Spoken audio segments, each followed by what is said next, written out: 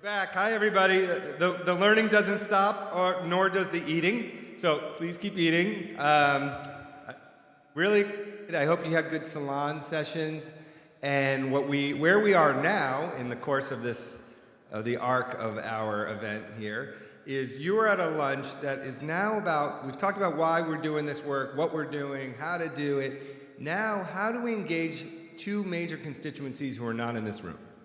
How do we take our work and our message and engage and educate policymakers, people who control legislation and funding that affects what we do at the federal level, state level, city level? So we're going to talk a little bit about that. And the public at large. We have a big bet, we have a big dream and a big effort going on in this room with this group about how do we get millions of kids across America to care. And we know that means we need to educate and engage millions of parents and caregivers to care. And there are people who are experts on how to do that well from the private sector and other places with great experience that you're going to hear from over this lunch that I think are really going to be enlightening and helpful to us. And one little thing I'm going to say before I call up our first speaker. So we're going to do it in two formats. We're going to have three folks come and share some thoughts that I think will help us with our work and our messaging and how we position ourselves and lessons we can learn from their work. And then we're going to have a panel with some great people. If you saw outside, right outside this room, we have these big letters lit up. It says Summer for All. If you notice, it doesn't say NSLA, because that's less important. We mostly care about how do we bring summer opportunities for all kids and not just some, and you know that. So I think all of you, whether you're super tech savvy or not, probably have some kind of form of social media. The only one I have for work is LinkedIn. I don't know how many people are on LinkedIn. If we're not connected, feel free to connect. I'm going to create right now, I'm going to challenge you. We're going to have a Summer for All LinkedIn challenge, which is I'm going to ask everyone here to take a photo with maybe someone new. It could be with someone you know that you came here with, or someone new that you met here in front of that sign, and post it on LinkedIn. And also just mention NSLA so I can get the notifications. And then whoever, within 14 days from now, whoever gets the most likes and the most comments combined for your post, and there's a little trick, if you do it and you comment and then they comment, it keeps growing and growing. Whoever gets the most, I will find out who you are. I will send you a gift certificate to your favorite restaurant in your city, and you could go out to dinner with whoever you missed for the last 3 days. And that is our official new thing that's going on. I'm dead serious. You're going to have a great meal. Please take a photo. Please smile. Please post and let people know that you're here. So let us talk about how to educate, engage, and inspire people who are not in this room to care about what we are talking about in this room. And I'm going to call up, we've talked about data. We're going to hear a little bit more. I'm going to call up our friend Andrea Ash, who is with Gallup, one of our partners, and who does a lot of research on this topic and also works with a lot of other partners in the education space to share some insights. So, Andrea.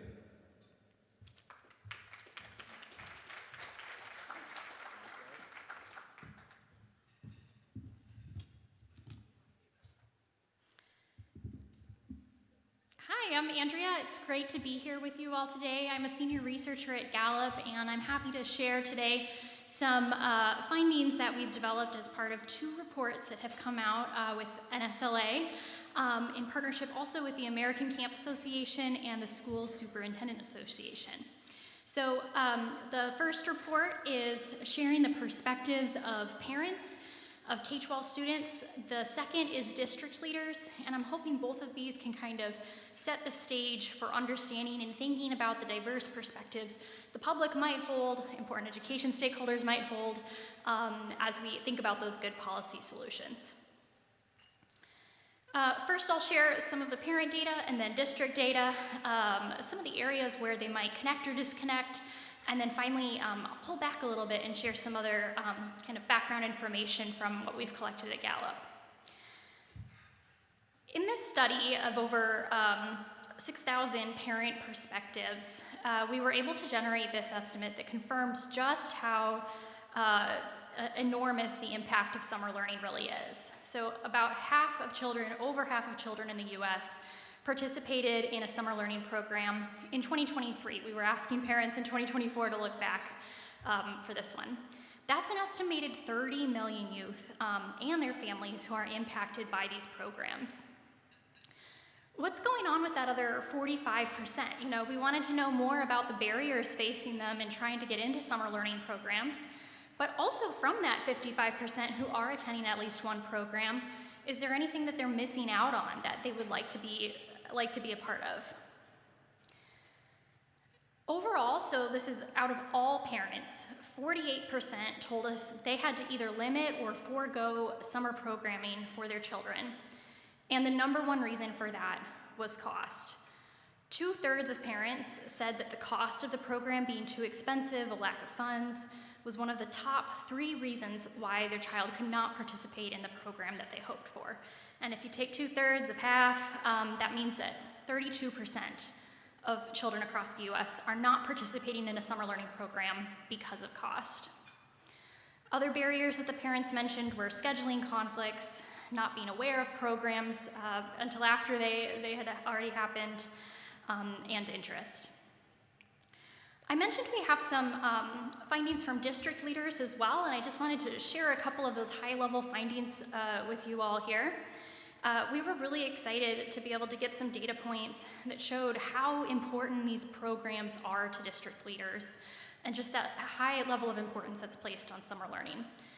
91% of superintendents say that summer programs are important to reaching district goals, which really solidifies that alignment between the learning that's happening over the summer and those school year goals that many districts have for their kids.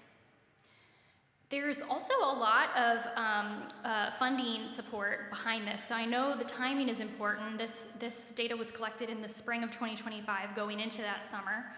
More than 8 in 10 superintendents told us that they plan to either maintain or even increase spending on summer learning.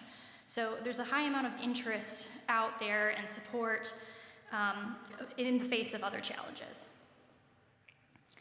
I had mentioned there's a couple areas where parents and district leaders kind of see things differently, and that parents of K-12 students told us that cost was the #1 barrier for them. We also asked K-12 superintendents what they perceive as the barriers parents face in trying to get their kids access to these programs.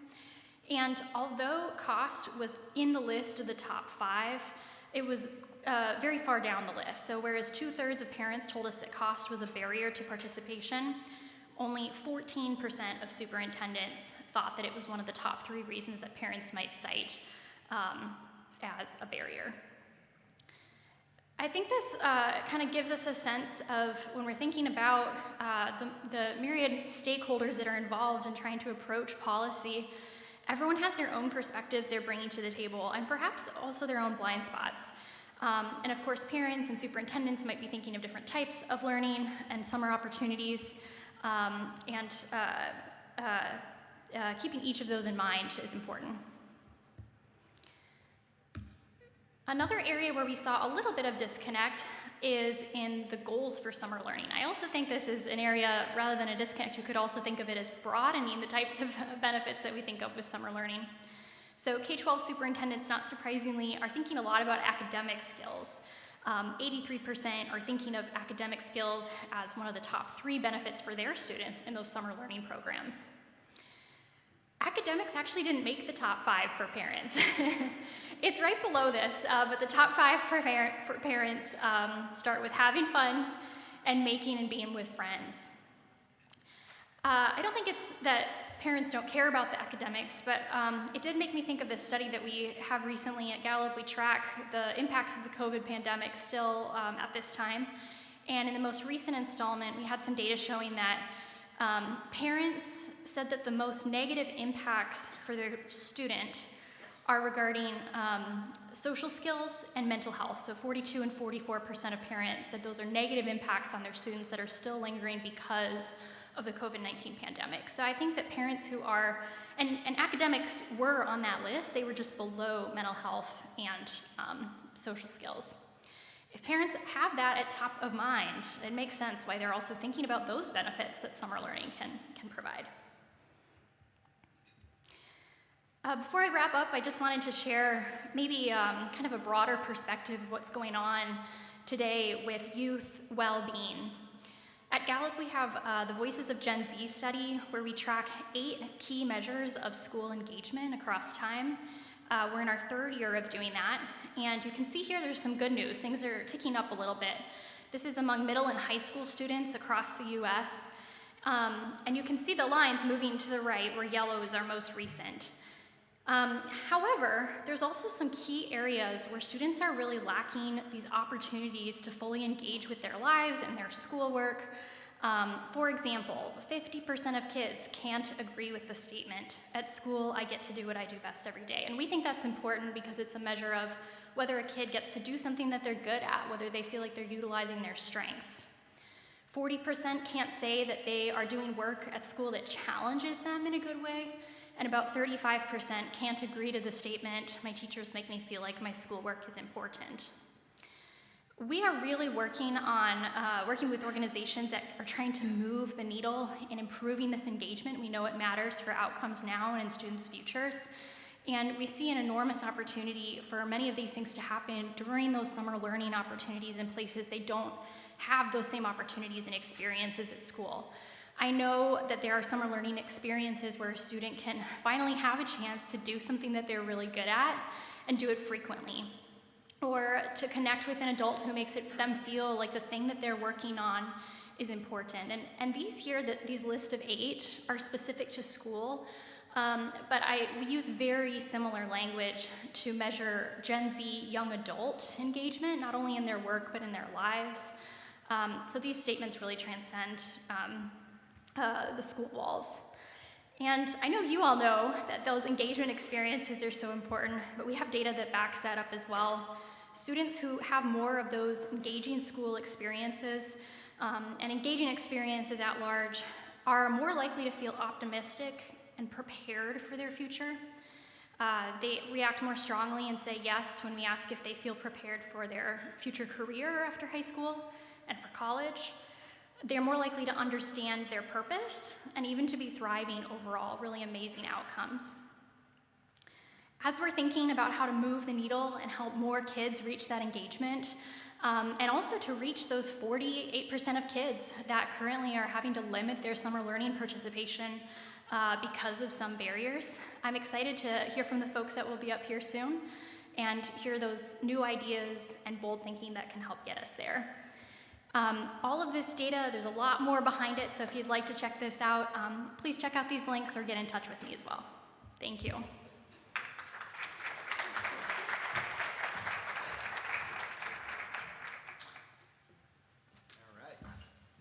Thank you, Andrea. And she's here, and those reports will be in your mobile app, I believe. We're going to link, and also on our website. You could get all these Gallup reports, and the other ones we can make sure that you get as well. I now want to call up Kamsi McAdams, who you heard earlier. Jim Clark was talking about the great work around STEM, STEM Next. She's the director of the Institute for STEM Ready America, and they've been having a huge impact nationally in scaling, so we wanted to get her thoughts. So welcome, Kamsi.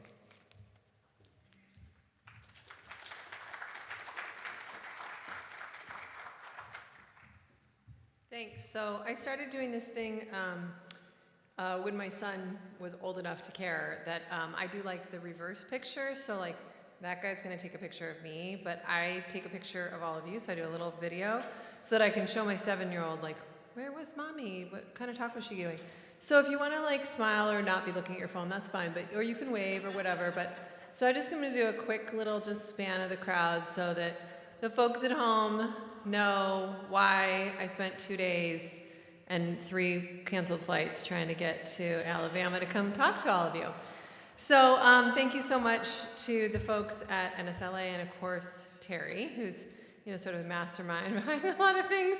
And I heard this morning a lot of folks talking about the idea that somebody else stole their talking points. And I would just say, let's like not use the word for steal and let's use the word echo, right? So I think that Jim and Karen and Carrie and Aaron all said things that I will echo here in my talk. I will not use the word steal. There's no intellectual property here. But I do think that this idea of scaling for impact is one that I want to talk a little bit about, especially in my role with an organization that is not direct service. It's a new space for me to be in. I started out as a middle school educator. My very, very first thing was actually a volunteer in an after-school program. So, but that's 25 years ago, so we'll move on past that. So, I do want to talk a little bit about what I do and what STEM Next does and how that hopefully will help impact what we all do together. So I'd like to start by just saying my title of Institute for a STEM Ready America is a big mouthful, and the fact that you were writing it down right before I got up here, it's a lot to think about, but really what STEM Next is focusing on is the idea of the value proposition, to quote the folks from my last session, of the out-of-school time space, whether it's summer or after school, and how we can contribute to career-connected learning. And if you want to know more about that, you can type into your phone, STEM Next, career-connected learning. You'll get to a great framework, and then you could set your phone aside and then come with your brain back up here. So my colleague, Andrea, just gave us a lot of data to pour over, and I just wanted to start us off by a couple more pieces of data that should look familiar to all of you. So this place that we're at, this moment that we're in time, is this one, I think, of great opportunity, but a lot of disconnects. And as a former math teacher, I would say we're operating on a lot of parallel, non-intersecting planes, right? We might all be going in the same direction, but we're not necessarily intersecting. Young people are saying to us, like my colleague just said, school is not necessarily the place where they're being asked to show up to be their best self. They're not necessarily getting the kind of skills that they want.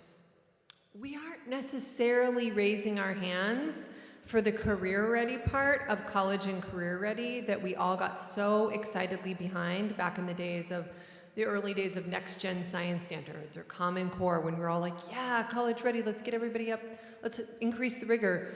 The career-ready part, we're still not necessarily doing a great job of. You know, kids aren't necessarily getting that exposure during the school day, so what's the opportunity that we have in the out-of-school time space to kind of fill some of those gaps?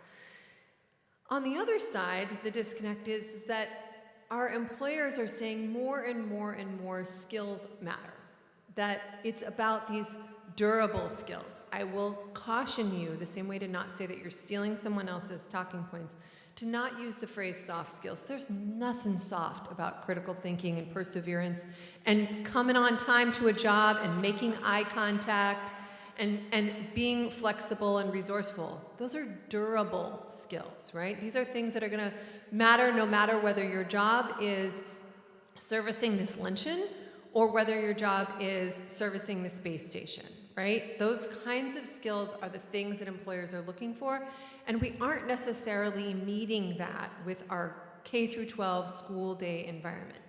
So we've got this opportunity then. We've got this opportunity to do things differently. Now, at STEM Next, we are very clear that if you want to do this work well, after school and summer is this key to broaden and prepare kids for these type of careers. That's the place. I don't need to sell it to all of you because you all are living it. That's this place. But I said this in the salon that I was in, program quality really matters. Even though there may not be enough spaces for all the young people, and even though cost may be a barrier, and even though we might not have all the resources that we need, the quality of the programming matters, and we need to make sure that our programs are giving young people the opportunity to both deepen their knowledge about STEM careers, to get more interested, and to feel a sense of belonging.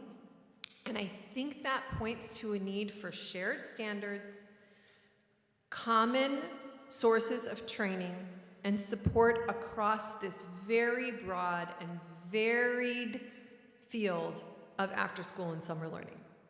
Those shared and common resources, I think, will help knit our individual efforts together for what Jim said this morning, for the collective impact that's greater than the sum of the parts, right?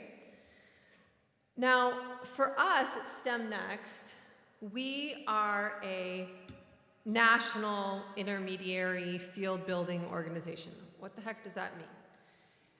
What that means to me is that we provide a national infrastructure. I think Jim might have called this a federated model, which I think is a little bit not quite where we want to be seen as STEM Next. But this idea that we could provide an infrastructure that can help individual organizations move in the same direction and then scale what works, that's the role that we want to play.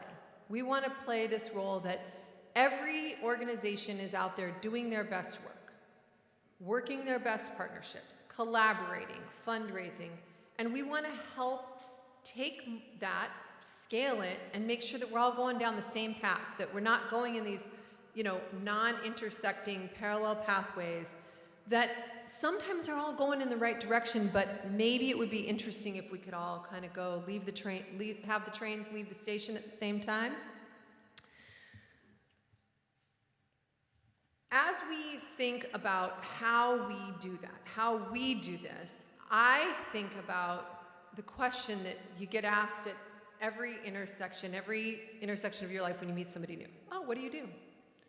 What do you do? When I was a K through 12 educator, I would say I'm a math teacher, and some people would groan, and some people would be like, oh my God, that you are, you're doing the Lord's work, right? When I said I was a middle school teacher, then they knew. They knew I was really, one of those ones, right? But now I say I work for a national nonprofit working on field building, and no one knows what we do. So this is what we do. So if you look on the side that says core activities, this is the kind of stuff that we do. And I would be willing to bet that a lot of the work that you all do fits into some of those buckets. Maybe you develop educators. And maybe you're the kind of person who develops resources to develop educators. Maybe you're one of the folks who amplifies youth voice. Ron, my boss, stood up this morning and talked about our program called the Flight Crew. If you didn't know about Flight Crew, my goodness, do another search on your phone, STEM Next Flight Crew. You got one, probably, from your state. And they're not just young women now, we've got young men as well. We're broadening our pool here. And if you don't see one from your state, that's where we need you. So amplifying youth voice is super important. We partner with high-performing organizations like NSLA, like y'all, like the networks. I got some people here from my state networks out here. I'm doing some eyeball shout-outs to folks. This idea of partnering, you probably are doing that too. We collect data. I am obsessed with how nimble the out-of-school time space is right now. And I think that my colleagues who are in charge of the data collection for my organization would say, oh man, if you'd only seen us at the beginning of the Million Girls Moonshot, whew, we didn't know how to collect the data across the whole spectrum. And now, because of all you and your efforts, we can now collect that data.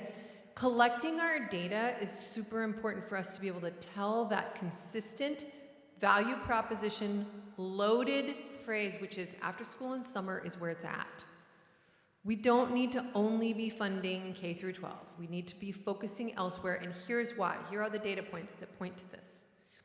The last thing is I would say is that we really work in the government space, policy, we think about state, local, federal government, and I know there's a lot of folks who are focused on that, and especially I actually feel like we're going to hear a little bit about policy right after me.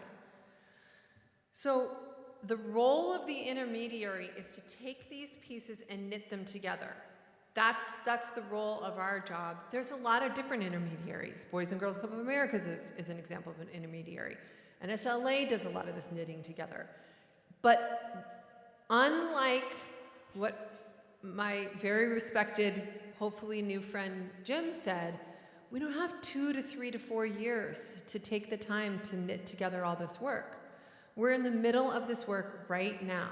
And if you were in my session around AI, we're like scrambling to keep up. So I think that this idea of us working together and knitting together is super important. What are some of the ways that we do that? Well, we focus on thinking across the entire nation. We think about the ways that we can increase impacts for youth and for local programs, and we try to make bets on places where you all are going to do the scaling of the work. That's the secret sauce here, right? So I tell this story a lot. I have a friend and colleague named Zelda Waymer, and she is on my advisory group, and she leads the after-school efforts for South Carolina. And she always says, when you talk to me, you're not talking to me. I represent 1,100 programs across the state, which represents 130,000 young people. And so if you have a message for me, you're not just messaging me. You're messaging 1,100 programs and 130,000 young people. And imagine how many more she'd serve if all of those programs could operate at full capacity with all the seats that everybody wanted.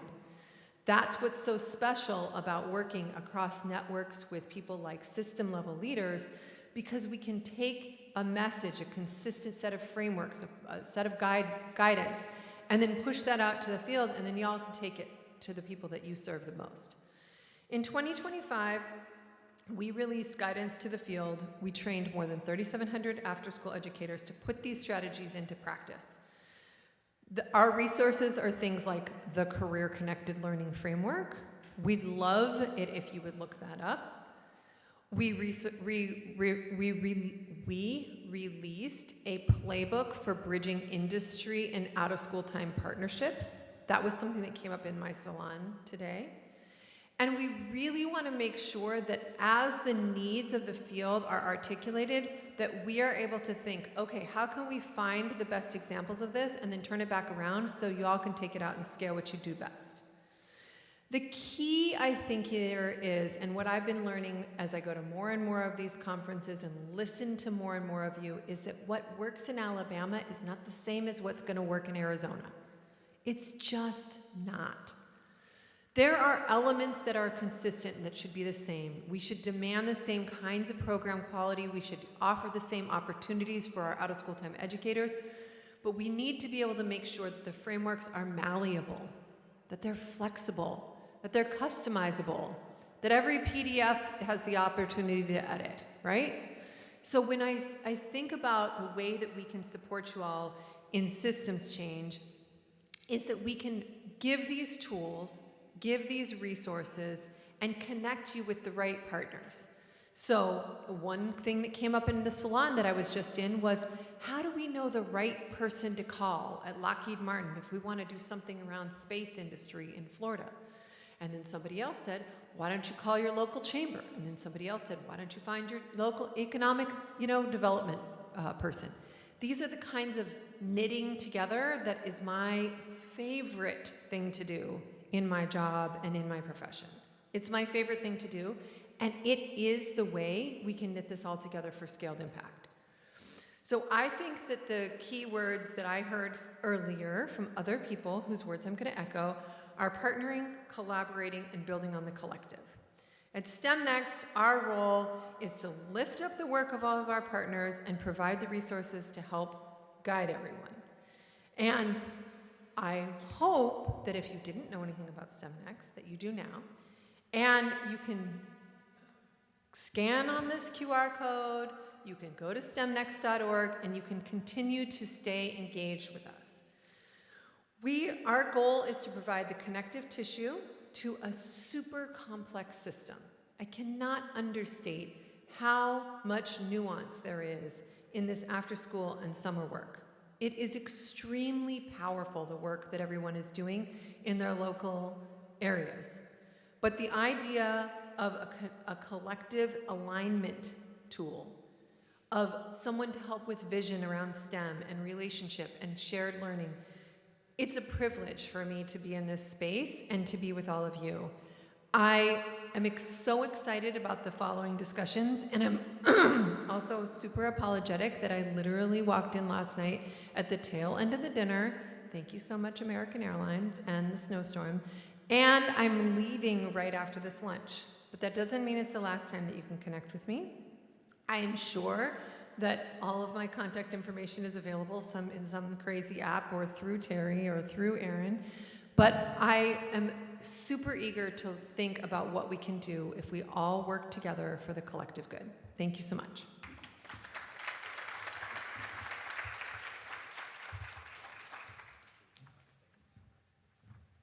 All right, thank you, Kamsi.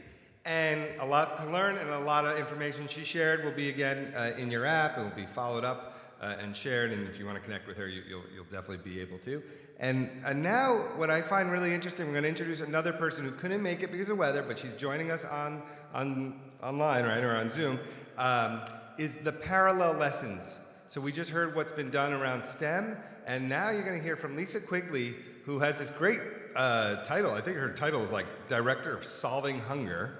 Hi, Lisa. You're going to share and does a lot of policy work that is applicable, to our topic in the policy work that we're trying to do, and just like we heard about what we did in STEM, and that's applicable to us as well. So, Lisa, welcome. We're so excited to hear from you. You got a few hundred national leaders all gathered. Very excited to meet you, Lisa.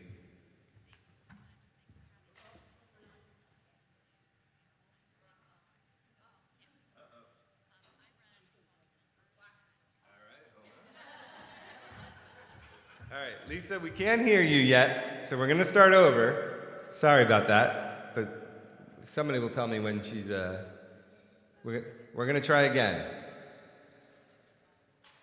Lisa, you want to try? Is it more on her side or our side? Can you hear me now?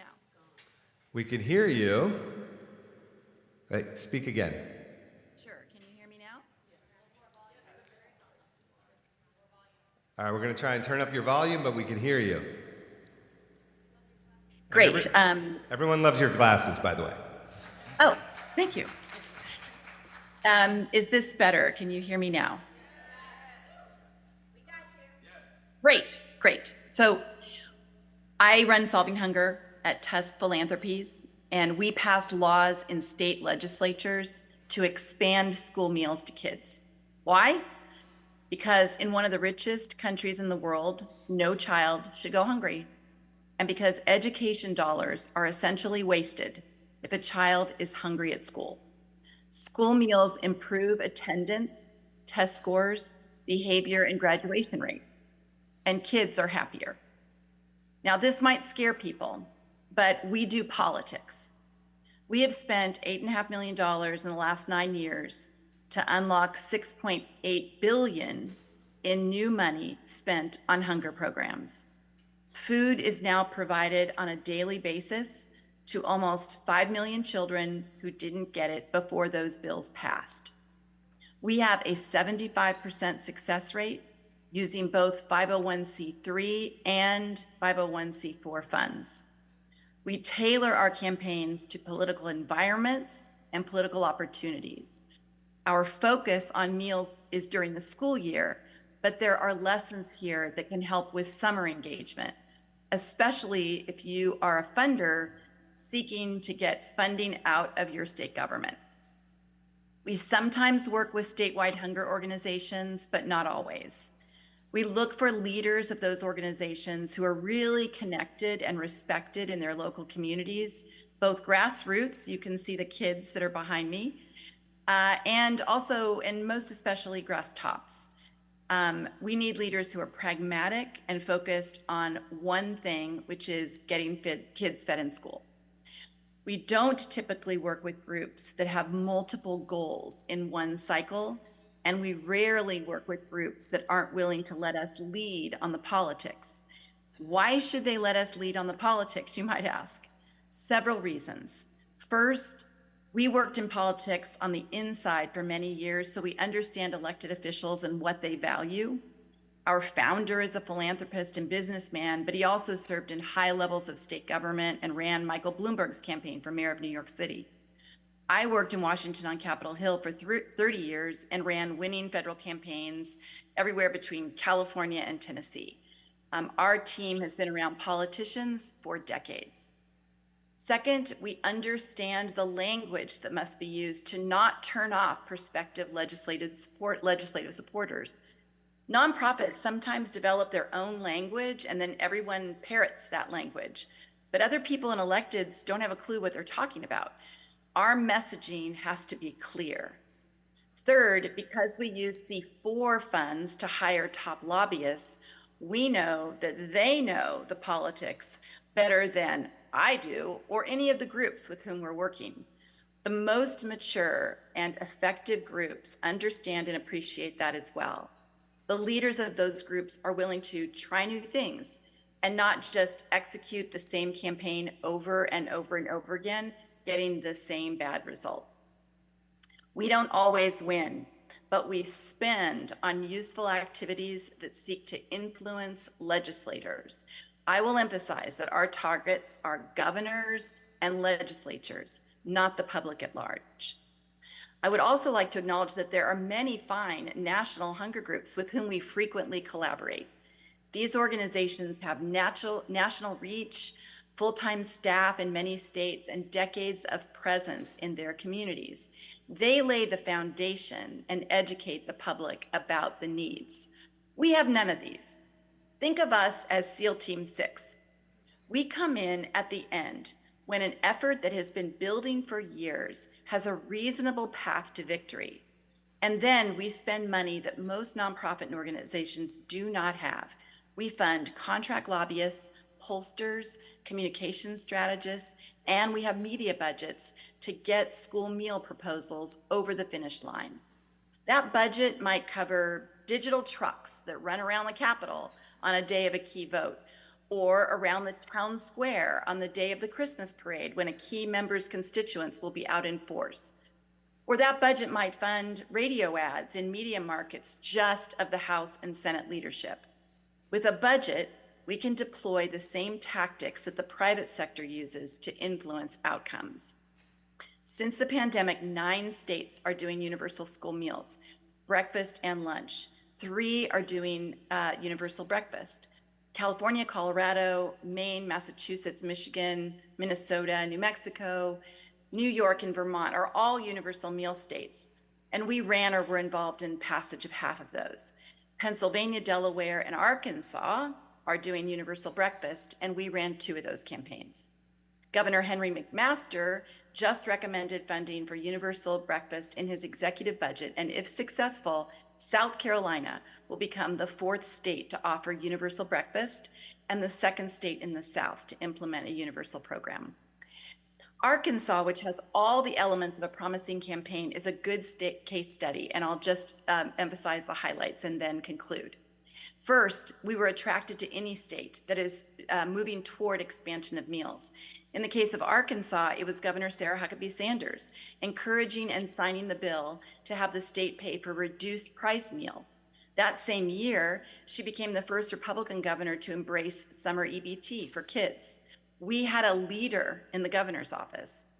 Second, the leader of Arkansas Hunger Relief Alliance, Kathy Webb, was a former legislator and is the current vice mayor of the city of Little Rock. Kathy really understands politics and politicians in her state. She recommended we hire the top Republican lobbyists in the state, and they recruited leaders in the legislature to champion school meals. Next, we hired the governor's pollster. School meals always polls very high, off the charts, but most politicians don't care about polls unless they are conducted in state by pollsters they trust.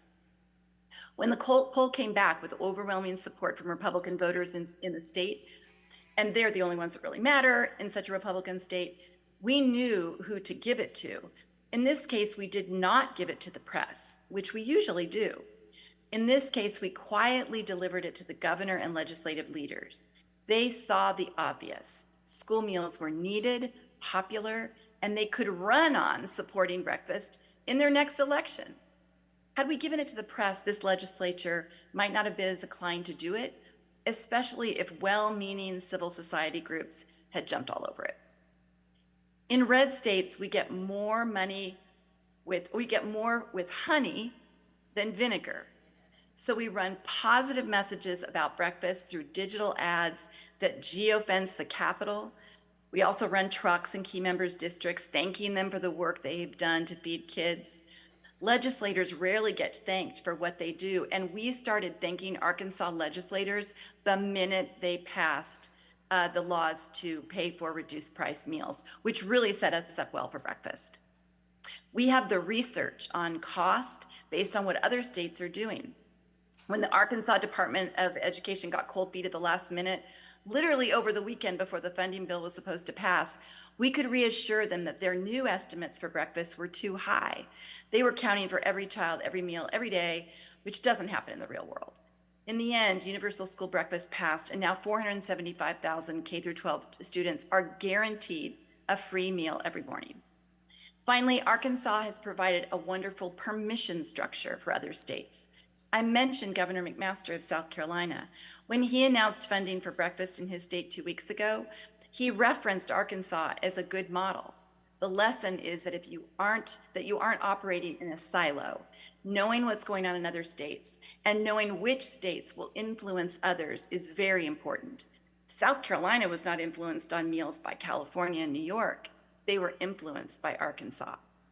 Thanks for the opportunity to address you today, and I'm always happy to talk about our model and learn from all of you. Thank you. So interesting. Thank you so much, Lisa. And I heard her boss, Bradley Tusk, who was Mike Bloomberg's campaign manager, speak about this. And I was like, well, you could do this around the summer issue. How do you do it? And thank you, Lisa, for coming and sharing so much. We're just grateful. And we'll allow people to find her information if you want to learn more. So a lot of lessons for us. Thank you for sharing that, Lisa. Let's give her one last round of applause. We're now going to call up, so you've heard a little bit about what kind of information you might need to make your case about engaging policymakers. We also want to talk about how do we engage the public at large and what our messaging can be. And we've heard some of the critique. We got a lot of different messaging going on. How do we make it more concise and more compelling? So I'd like to call up our vice chair of our national board of NSLA.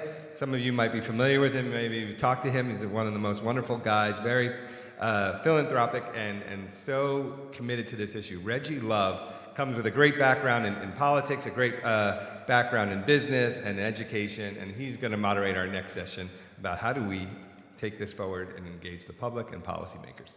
Reggie?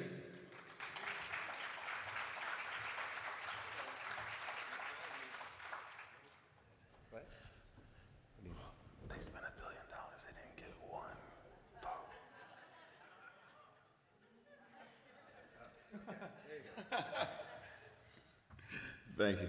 Well, one, that was a very, very powerful presentation from Lisa. I feel like sometimes I'm like the broken clock in board meetings, and I'm like, yeah, but there's a camp in that Republicans district. We should go there.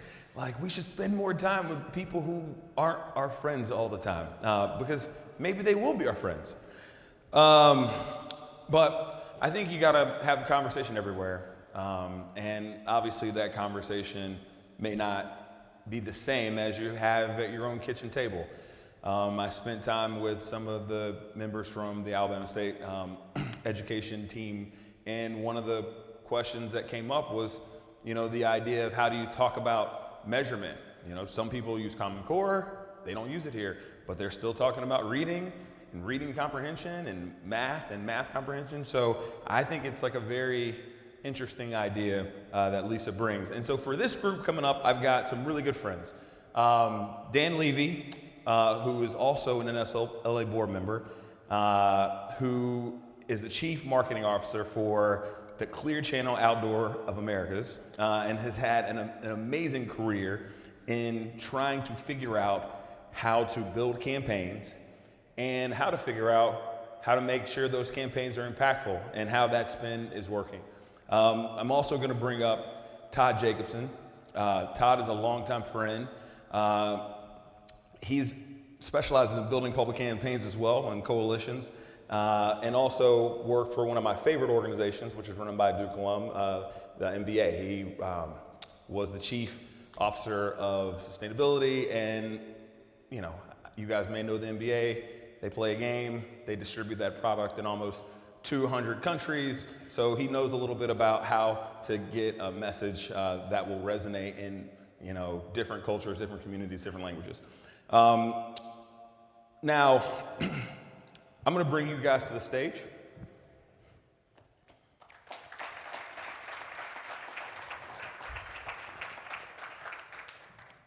Now, they didn't tell me where you guys should sit, but sit wherever you want. Oh, and I meant to mention that I really appreciated Kamsi's video and picture for kids. Last night, my daughter, Navy, who is 4, she called me during the dinner 3 times and said, "Where are you at?" And I said, "Well, Navy, I'm at dinner." And she goes, "Well, I want to see." So I walked in here with my phone on FaceTime, and she said, "Oh, okay, I don't want to talk to you anymore."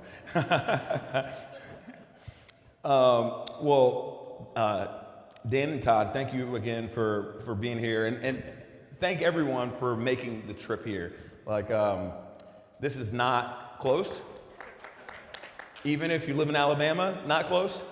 And so I've been having a great time, and I'm so glad you guys are here to have this activity and participation with such amazing folks, and, you know, would love to spend some time to talk about, you know, political change and, you know, how do we think about creating an environment where people start to believe that some of these things are not optional. They are actually like a part of the system. I can think back to my time. You know, I was lucky enough, as Aaron mentioned, I worked for Barack Obama in a time where healthcare was not considered to be a fundamental human need.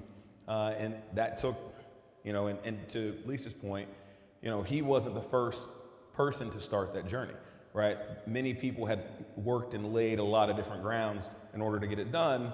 Now, granted, did it cover everything that we would have wanted to have in that political bill? No, but you at least started the conversation. So, you know, we've spent a lot of time starting this conversation and would love to kind of get some thoughts from you guys on how you think we could most effectively accelerate summer solutions nationally. And I'll start with you, Dan. All right. So thank you, Reggie. Hi, everyone. For what it's worth, my 27-year-old son just called like 2 minutes ago. I'm like, dude, I'm about to go on stage. I said, oh, I forgot. So hopefully... Did he want to see in the room? Hopefully Navy in 23 years will still be calling you. That's awesome. He knows what I do. All right. So I've been on the board of NSLA for 10 years or so. I got asked to join the board, and I decided to join the board all that time ago because I could relate personally to what we did when my son, we only have one kid, when he was small, my son was the kid that my wife and I would have to start the year by sitting with his teacher and saying, let me explain Nick to you. Let me explain how he learns. Let me explain to you the fact that even though we send him to camp, we keep him engaged during the summer and all that, he falls behind. And we were able to be engaged, and we were there to advocate for him. And when I was asked to join the board, it really resonated with me because I started thinking about, well, what if my wife and I weren't together? Or what if we didn't have that ability? Or what if he had other challenges, and how fortunate we were? So it was a great opportunity for me to get involved. What I do for a living is I help advertisers understand how to focus their message and drive that message appropriately across channels. In the world that I live in, it's billboards, 7 words or less, to be able to communicate an idea. I think what Reggie just said about what you and the Obama administration accomplished with healthcare is illustrative of the broader challenge that I think that we all have, which is you not only have to be consistent with a clear message, but you have to be able to pivot that message over time based on the way that the world around you has changed. And I respectfully think we as a group have 3 challenges. I think we've got a communication challenge. I think we've got a misalignment between supply and demand. And I think we have a behavioral challenge to the way that people work today. The communication one is pretty straightforward. I think what we need to be doing is, if you think about Venn diagramming all the programs and all the people that are out there doing really, really good work, what's that overlap? And can we all agree that the programs that we run, the passions that we have, the evidence that we have of what works in our communities is still true and still accurate and still applicable, but we all need to come together and say the same thing consistently in a way that addresses to me what the fundamental challenge is, which is there's so many parents who don't even know that this is an issue or that there's something they can do about it. So that's the first thing that I would say. The second thing, no, we're going to run out of time. Second thing, there are programs with empty seats and there are programs with too much demand. I think there's an opportunity for us to come together to think about how do we help people find the right program for their kids. And the way that we do that, I think, is the third challenge. I'm 60 years old. Before my wife and me met 35 years ago, we would have met by like going on to like an early kind of dating like website, not even an app, or we would have been introduced, right? How do people meet today? They build profiles of who they are that go into software that understands who they are and tries to make connections to people who are looking for someone similar. We don't have that as a sector. We don't have that as a shared cause. And I think the technology is there for us to facilitate the way that people search and find solutions today. And it's not just through referrals. It's not just by someone saying, I know a program. We have to be more contemporary in the way that people are looking for information. Do you guys realize millennials and Gen Z, the overwhelming majority of the search behavior for them is not on Google. It's on TikTok, it's on Instagram. Right? We have an opportunity to talk to people, and you're sitting there saying Gen Z and millennials, who are young parents today? Millennials, right? They're not looking for information about what to do with their kids in the way that many of us used to. We have to speak the language and be discovered in the way that people are discovering information today. No, I think it's totally spot on. But I will say this, when you talk about the empty seats and the over demand, now, should there be planning around where camps should be and what content should be so that you can solve for transportation and you can solve for, scheduling conflicts? But like, is that something that you are talking about here? Or do you think that that's like more of that's less of a where does everyone meet and more of a, hey, let's just like get everyone on a common language? So I am absolutely admittedly doing what a marketing person does, which is I'm grossly oversimplifying situations to try and make a point and to identify a strategy. 100%, without question, we need to use data about where the families are, where the growth is, where the populations are growing, where the needs are today to be able to plan not just the infrastructure, but to address transportation, affordability. It's not in any way to say that those are not relevant issues. But even if we fix all of those, my point is we haven't fixed everything else, right? Because we can have the program, but how do you find it if you're not even thinking about summer as something that's important for you to provide to your kids, let alone how to find those programs? So yes, 100% yes, and we got to focus on how do we do a better job of getting the right information to the right people and helping them find the programs. Yeah. I feel like my mom found out that I was not proficient in math when I went to switch school, and that school required me to take a math test. And I was in 8th grade and I failed it. And they weren't gonna let me in school. So my mom was like, all right, you're gonna go to summer math camp. And I was like, what, not basketball camp? This is the craziest thing in the world. So scalability is another thing, right? And so, Todd, I'm gonna give this to you because, I think people think about scale in a lot of different ways. They think about it in more distribution, they think about it in more kids, they think about it in more fundraising, they think about it in more in reduction of cost. Like, what do you think we should be doing, or what do you think should be continued, or what do you think should be stopped in order to help with increased scalability? That's a good question, Reggie. I just first want to say thank you to Aaron and the NSLA for putting on a fantastic conference. It's been really great. And both Dan and I were talking before we came up here, and we're outsiders. You are all practitioners, and amazing practitioners, I might add, in a lot of ways. And so it's always kind of intimidating and a little bit dangerous to get in front of a room of practitioners and talk about the scalability of their work. But here we go. A little bit of background on myself. I was at the MBA for 23 years where I oversaw social responsibility. I created MBA Cares. So I've worked with thousands of nonprofits, a number of you in this room, a number of your organizations in this room. And one of the things that job gives you is the blessing to see the forest through the trees in a lot of the work. When you're a practitioner, you're very focused on delivering the services day in and day out, and it's incredibly important, focused on keeping the lights on, keeping the funding going. It's a lot of the conversations we're talking about. But the challenge when you're thinking about summer goes so much wider than that. And one of the problems is, and I'm gonna say something you all know right off the bat, it needs to be named, it needs to be normalized, it needs to be lifted up and treated on par with the school year. Everybody agrees with that. However, we have a big problem. Even in the way you guys have talked about it this week, and I've sat and listened, is you have incredible programs.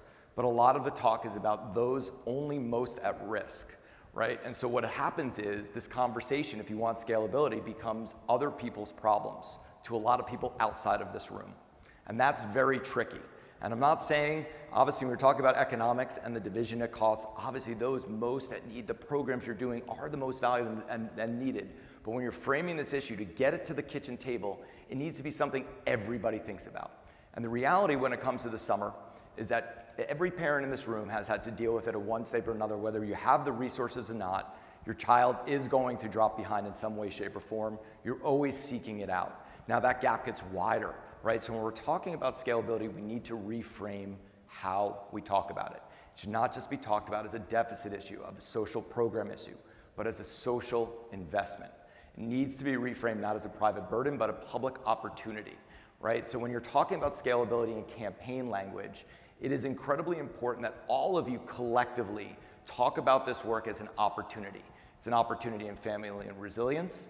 It's an opportunity in workforce development. It's an opportunity to be economically competitive. When you start talking like that politically, when you start talking about the mainstream, it becomes issues that everybody thinks about. And that means all programs get risen up. Right? We talked about, and one of the things when we talked about some of these programs, when you're able to bring different types of kids together from different backgrounds, you see the value for both in terms of building inclusion and programming. But that doesn't happen unless you make this everybody's issue. And so it's really, really important. And one of the things, as I've listened, is how do you come up with some general language that you can all talk about this being that type of challenge that could be raised up? Very similar to Obamacare when it first started. Reggie and his team actually called me at the MBA behind the scenes, I remember this back, to how do we frame this as an issue? How do we start getting this out there so people are thinking about it? Even those that don't need the coverage right off the bat need to understand the importance for everybody else. So the importance for all of you in framing this as a larger opportunity that impacts all will make a huge difference to lifting up all the other programming that you're doing. And so that's going to be a critical element, I think, to really kind of driving the summer as a key priority for kind of our nation as a whole. Yeah. Well, I think that's totally spot on. And when I think back to before the ACA was passed, there were a couple issues. There was one, how do you make it relatable? And one of the biggest talking points was always around how not having effective amount of care could bankrupt the family, right? But, you know, and everyone kind of knew that. But the one thing that we never talked about was the best way to do it was to basically bring more people into the system. And how do you get more young people to be payers even though they're not users of it? And so, and as a young person at the time, I was like, I see what you're trying to do. I was like, you're trying to make this more expensive for me. But I was like, I'm with you, because I don't want families to be bankrupt. I was like, I'll pay a little more. So if you want to bring this to everybody, it's part message, but where do people have to go to make this message be heard, to make this a national problem? So I think the people in this room and so many others that you work with, we're sitting on both the challenge and the opportunity. The challenge is there are so many people who have started programs or initiatives that are focusing on helping kids and families. There's a lot of good work that's being done out there. And much of that is being driven by people who have an idea or a specific background that they're very passionate about. And that leads to fragmentation. And so the opportunity is there's troops on the street. There's people who are doing the work, literally doing the heavy lifting day after day after day to try and address these issues, but through a fairly narrow focus sometimes. And so how do you create the opportunity for those people who are doing the job day in and day out to understand, to Todd's point, what that core message is? And then can we all figure out a path to being willing to, let's say I'm used to saying 100% what I want to say. maybe moving forward, what we're going to start to do is 30% of our message is going to be the same as the other people's message. And we start to amplify that.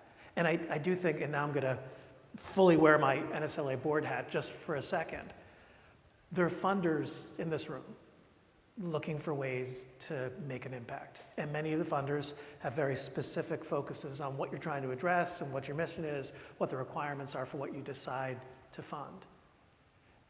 One thing that's consistent in the 10 years that I've been on the board is the appreciation that everyone in this room shows for the work that NSLA does. There's one organization that's set up today that's ready to push on that messaging. Whether that messaging is to parents, to programs, to elected officials, whatever, to drive that centralized approach that will have the added benefit of raising awareness and interest and demand into the programs that you're trying to support. I think there's a discussion about the role that NSLA can play in being that kind of voice of the programs, and not just in the way, where's Broderick? Broderick is... Right there. Hey man, Broderick's a mate. Y'all know Broderick, right? Broderick does so much incredible work with and for the programs that NSLA supports. Broderick knows more about how to help kids than I will ever know in my life. And I hope you take this in the way that I mean it. Broderick is not a scalable solution. We need a scaled approach to telling that message publicly. And I do think there's an opportunity for us to have a discussion about NSLA providing more of that kind of function to tell that story at a greater scale and to make an impact in ways that the programs can get the benefit from that. Yeah. So, end of my To build off partisan what Dan question. said, because he brought up a really important point. And you might say, well, why would I talk about an issue that's collective? Why wouldn't I focus? When I get in front of a funder, you immediately are going to start talking about why funding my programs are most important. And depending on what type of program you are, it can be segmented way down, right, to a very specific group. And the challenge becomes, when you're talking about the issue, to an organization like the NBA, Clear Channel, or the White House, or anybody else, they're learning about your organization, but they're not learning about why you're focused on it or the space that you work in, right? And all of you need to support each other by taking out a few minutes to come up with a few bullet points in your decks and when you're talking, to talk about why you work in this space and why it's an issue we all need to care about. Because I used to like to say about this, when you listen to your favorite song and you get sick of it, you turn it off. But I remember with NBA Cares, we had to run that song for 20 years to make sure everybody heard it all the time. I hated it, right? But what I did was I needed everybody to help me paint the fence. And that was really important, right? So think about talking points. And the NSLA is in a unique position to provide those where you can say, we have a summer opportunity. We need to frame this differently. And here's how I attack it, right? So very, very different, but allows all of you to share collectively why this is so important. And I think it really just needs to start there. You need to start changing hearts and minds, and it takes time, right? But we need to be all singing off the same song sheet. I like to say, you know, if I was a conductor, I don't want to play any of your instruments because you're all incredibly good musicians and good practitioners of what you do, but I want to make sure we're all moving and playing in the same direction so it sounds good. And that's kind of what I'm talking about with providing that kind of overlay and thinking about this very simple way to really start building a collective narrative around this topic nationally. Just building on what Todd said there, I don't know if people can relate to this in the room, but I've seen this throughout my career, and I talk to salespeople and a marketing team and all that. We all get very close to what we do on a day-to-day basis, and we talk about what we do on a day-to-day basis, and we sometimes run the risk of feeling like, well, people know that already, because I've been talking about that, and I've said that over and over and over again. I'm telling you, you haven't, right? There's an opportunity to reach more people and to be more consistent with the message that we collectively are putting out there about why summers matter, why out-of-school time matters, and why it matters and should matter to parents.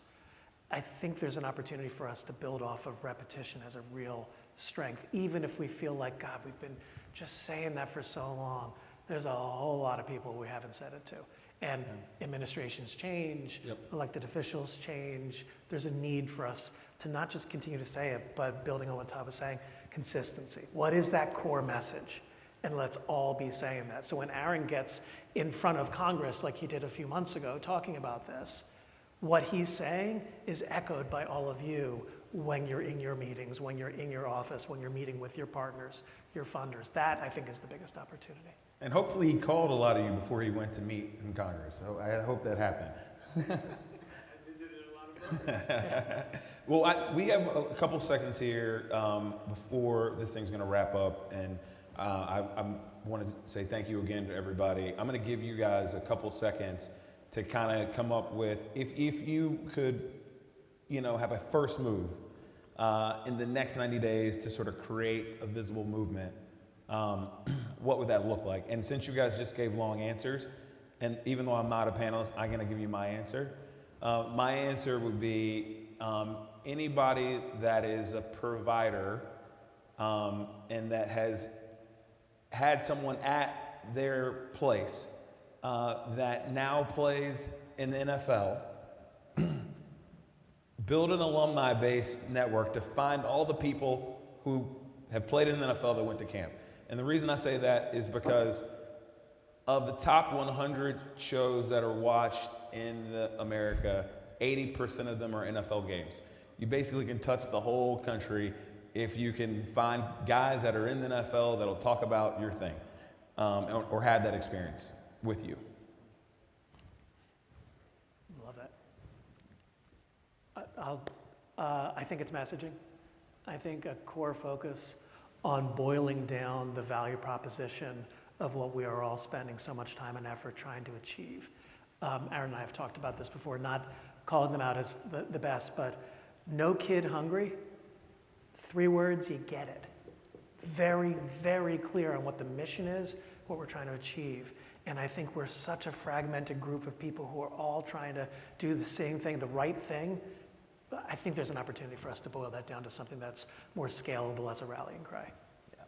Summer matters, right? And I think that's it. At the end of the day, that's what's most important. And when you're talking about this, reframe how you talk about it. Talk about it as opportunity, not deficit. Talk about it as investment, not a social program, because what you're doing is going to make all the difference for this economy and this country being healthy later on. And the more you talk about that being at the kitchen table with everybody else, the more it is. And I think you're at a conference right now where you have the opportunity, we've shared notes, where I do think you can start some general framing to get you there. The why, this is the why. The what and the how is next, right? Like, I think you should go after states. I have some ideas on how you can do that. But the reality is you have to get the messaging first. You all have to be singing off the same song sheet. Yeah. Well, I think we agree. Champions are made in the summer, and you guys are making champions every single day. We appreciate what you do, and thank you for being here. Thank you, everybody. Good job, Rick.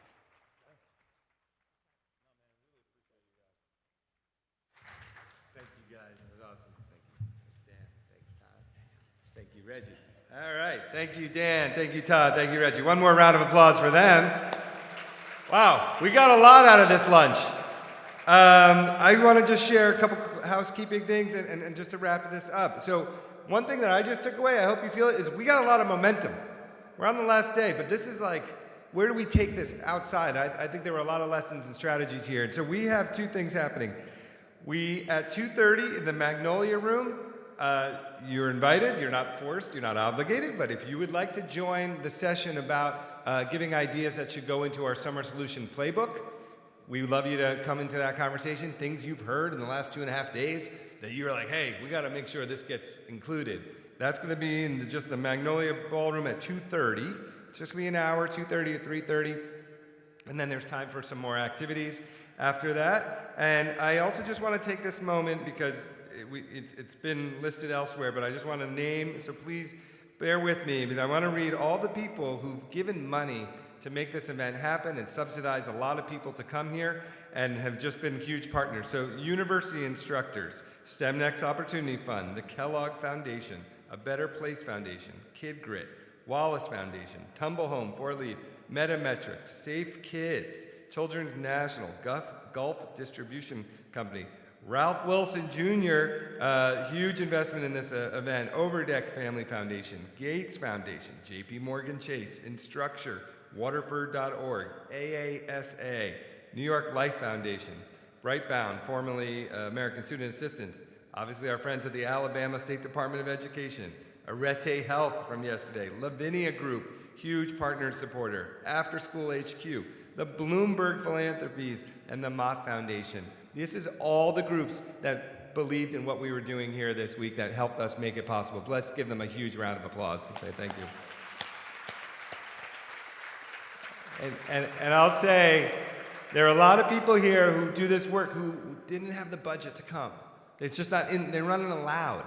You know, they're doing so much. They couldn't find a plane ticket, a hotel to come, and we knew we needed them. And so we had to do all this work to raise money from all these other folks to help pay for other people to come. So it's like, this is what it takes. Everybody to gather around and make their investment to take this vision and mission to the next level, what we call Summer for All, not Summer for Some. So thank you for everyone who participated in this lunch. Thank you. We're going to have another big celebration tonight, and there's going to be more time together. Don't forget our LinkedIn challenge. You get a free dinner if you could get a lot of people liking your photo, and you get a little break, but Magnolia Room 230 for anyone who wants to keep the conversation going. And check out your activities in your app. Thanks.